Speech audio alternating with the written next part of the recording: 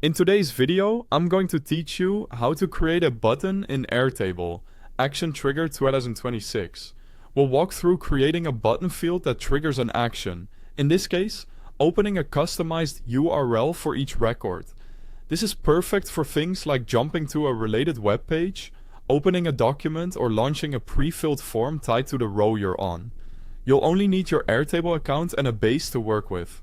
Start by going to airtable.com and logging in. Use your usual credentials. Authenticate if prompted, and you'll land on your Airtable dashboard in just a moment. On the dashboard, you'll see your workspaces listed on the left and your recent bases in the middle. This layout helps you quickly pick up where you left off. Choose the workspace you want, then open a base you'd like to modify. If you don't have one yet, create a new base. Airtable will guide you through a quick start, and you can use a template or begin from scratch. When your base opens, you'll most likely be in Grid View, which is the default for new bases. Grid View looks like a spreadsheet and is ideal for adding and managing fields.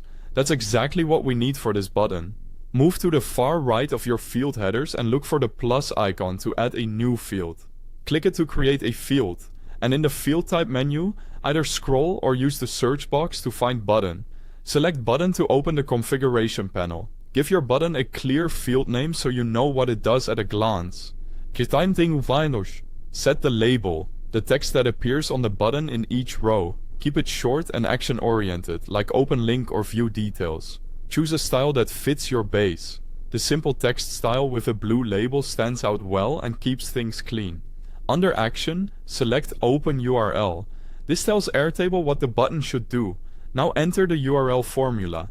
You can paste a static URL if every record should open the same page, or build a dynamic link by referencing fields from your table.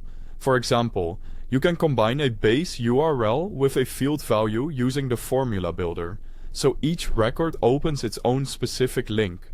If a record doesn't have a valid URL, consider returning a blank result to avoid opening an empty page.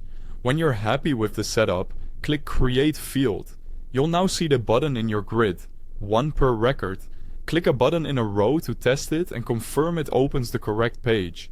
That's it. Your Airtable button is ready. You've added a clean, clickable action to each record with just a few settings.